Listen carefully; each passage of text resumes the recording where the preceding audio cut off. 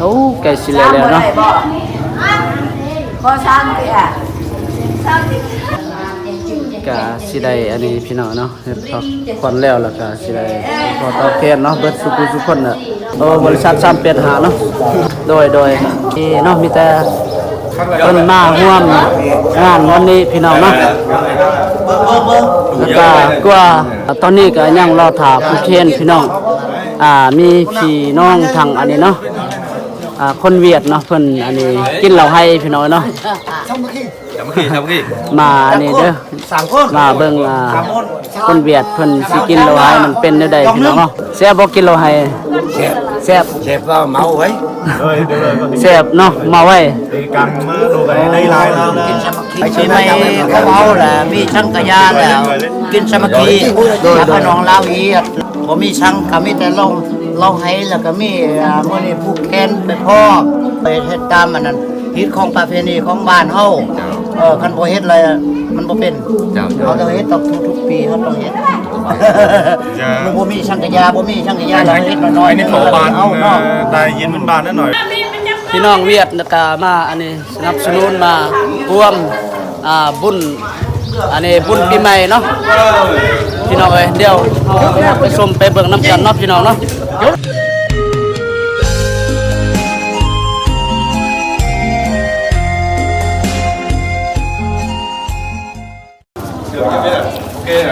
เอาพี่น้องเนาะก็ตอนนี้บาซีก็สิได้อัปเดตให้พี่น้องได้เบิ่งอีกครั้งพี่น้องเนาะ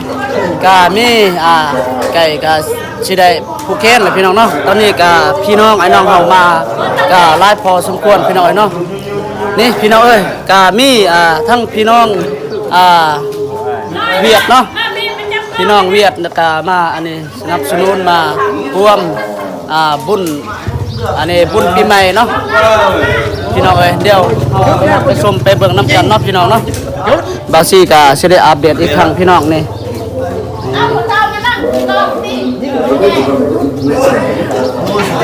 อันนี้บริษัท385บริษัท385เนาะโดยเบิ่งอันนี้เนาะมีแต่เพิ่นมาร่วมงานวันนี้พี่น้องเนาะแล้วก็กว่าก็ตอนนี้เนาะหมอการก็บ่ทันมาพี่น้องก็ยังบ่ทันได้ผู้เคนเนาะเพราะว่าไอ้น้องเฮาก็มาพี่น้องเนาะมาก็บ่ทันครบพี่น้องนี่สวัสดีอ้ายจะได้ที่ได้มาร่วมงานมื้อนี้ดีใจบ่ดีใจเนาะจะมาผู้เคนเนาะเพราะว่าบ้านเฮาก็เฮ็ดปีนี้ปีนึงมีเทื่อนึงเนาะโอ้อาจารย์ลุงตู่เพิ่นเซฟในตำนานพี่น้องเนาะกระทะเล็กนี่เพิ่นอายกล้องแล้วเด้เดี๋ยวนี้นี่พี่น้องเอ้ยเนาะ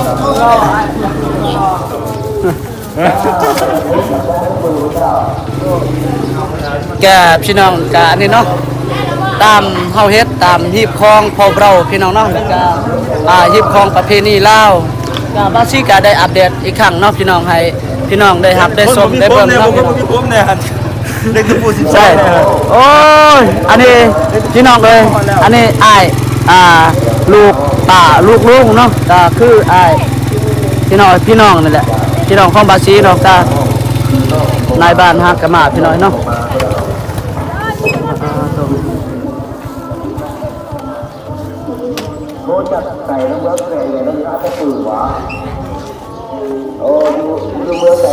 ก็ตอนนี้เนาะพี่น้องก็บาซีก็ยังรอท่าอยู่เนาะเพราะว่า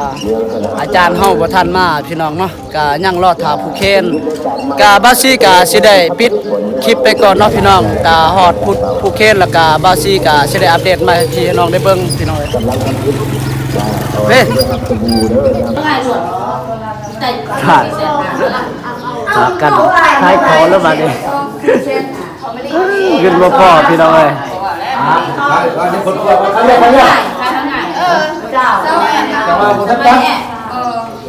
ถามก่อนครับเดียวนะคะเสื้อเรื่องมาเพิ่นมาซื้อเขา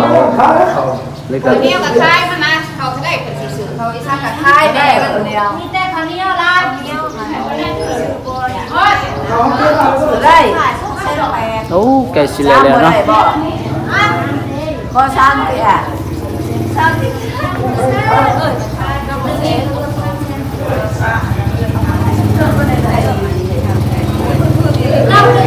รถเนาะพี่น้องเนาะ เราต้องบอกเราต้องว่า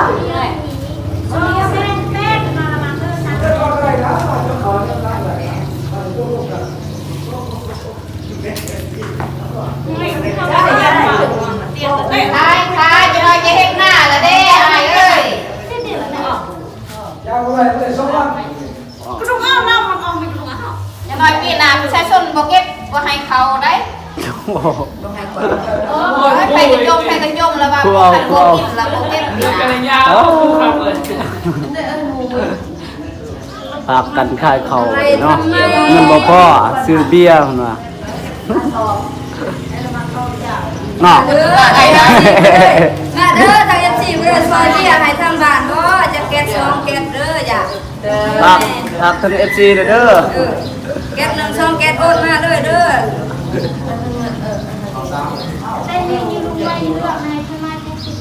จะติดเลยโอ้ไอ้น้อง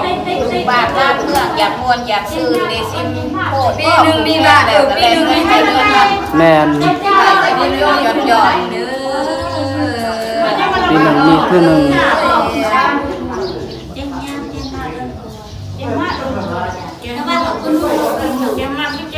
หาก็เฮ็ดแต่ปีนี้เนาะ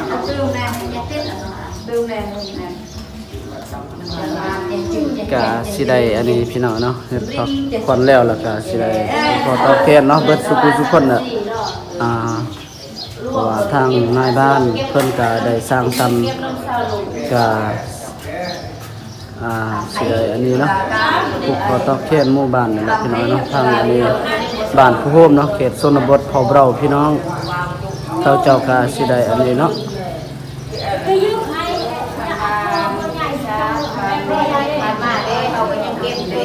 เอาดีพี่น้อง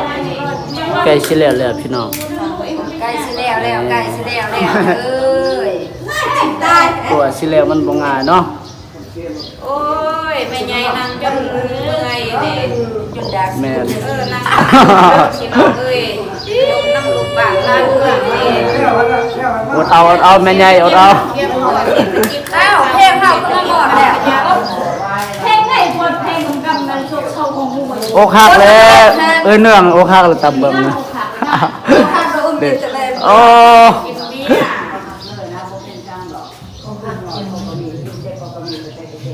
โอ้ค่ะไอเดาซ้ำเศร้าดู เอ้ย บ่มักนั่นแหละซ้ำๆเลย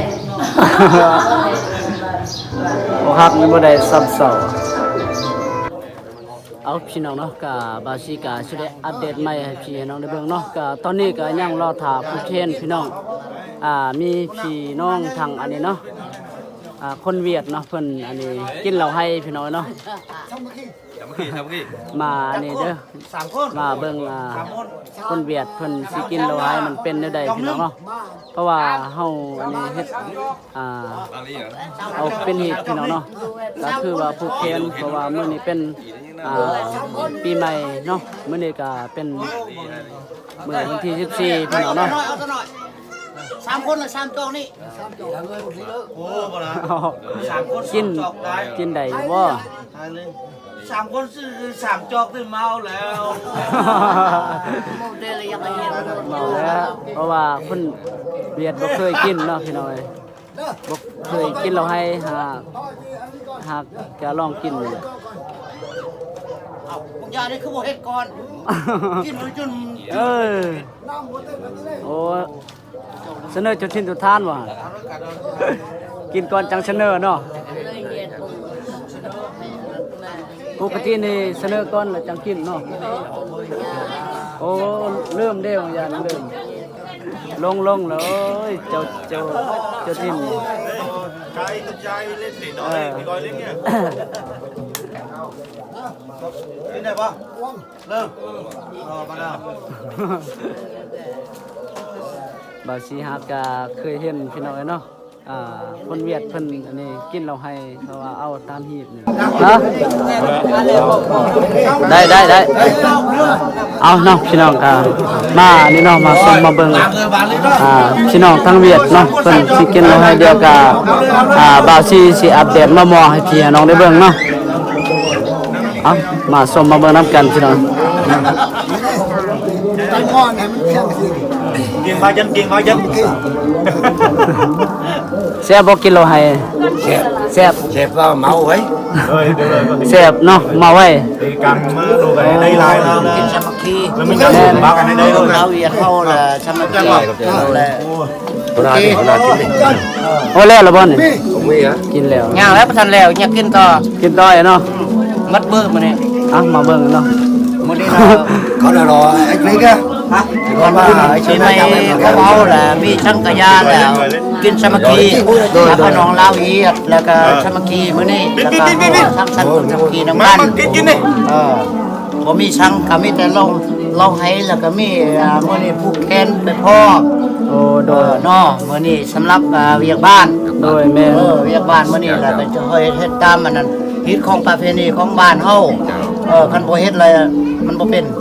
เขาต้องเฮ็ดต้องทุกปีเขาต้องเฮ็ดมันบ่มีช่างกะยาบ่มีช่างกะยาเราเฮ็ดน้อยๆ นี่ นี่ ขอบาน เอาเนาะ ได้ยินมันบานนั่นหน่อยhôm nay đừng bạn cũng làm cái lề theo cái tục lề của bán đừng có cái gì có cái chỉ có cái lô hay nó cũng mới กินเลย vì phục kén จะได้ชมเชยน้ำไอ้น้องลาวเวียดน้องเวียดนี่เพิ่นมาประกอบส่วนเราเป็นร้องให้นึงมื้อนี้เนาะขอชมเชยน้ำเพิ่นแล้วก็ยินดีต้อนรับ ไอ้น้องเสียเนาะ sóng đây rồiสามแซ่บหลาย สาม มันคือการเป็น1 2 3เนี่ย3 คนซับจอก หนักหัวเอ้ยกินจำนี่แหละไปป้าละญาติ เต็มไปรีบอกธรรมดาก็ได้สิลูกยามพวกนี้ดูดซื่อๆเลยดูดมันคืน เก่งให้บอกเก่งได้เอาโอเคเนาะบาสิกาอัปเดตสนิทพี่น้องนี่มาเบิ่งไอ้น้องเวียดเนาะเพิ่น 1 กินเลยโอ้ đây bố đây สู้โกนะ1เดี๋ยวจะ1 เร็วเปล่า โอ้น้ำฮอนเนี่ย น้ำฮ้อน เดี๋ยวมันหนุกแกนี่แล้วมันหนุกกว่ากันเลยทำมายัง ใส่เต็มใส่เต็ม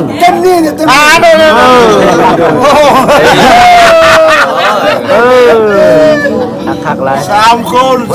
สู้เขากินไรเลย 3 คน 3 จอกเนาะ 3 คน 3 จอกสู้ๆนะจอกที่2น่ะจอกที่2น่ะ นั่นแหละจอกที่2ยังจอกสุดท้าย จอกที่3แล้วมืดน่ะแบบโอ้หนักเว้ยไปๆดูหนักเว้ยดูดุดเลย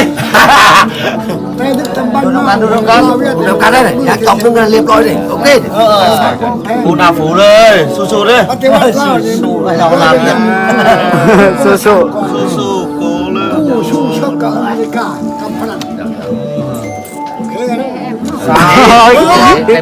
ย เอาเลยโอ้โหรับมาดุดนี่โอ้โห